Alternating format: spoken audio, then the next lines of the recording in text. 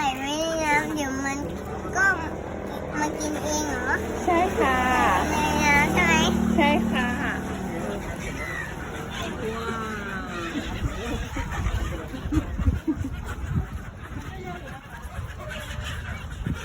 เยอะไหมคะเยอะมันมากินอาหารที่น้องนาริสให้ใช่ไหมคะ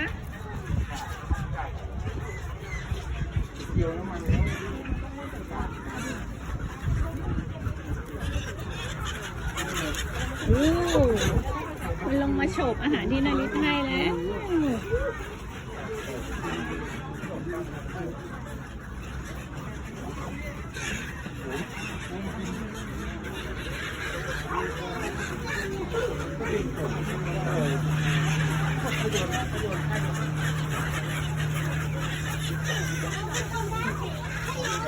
ไม่ถอดหรอ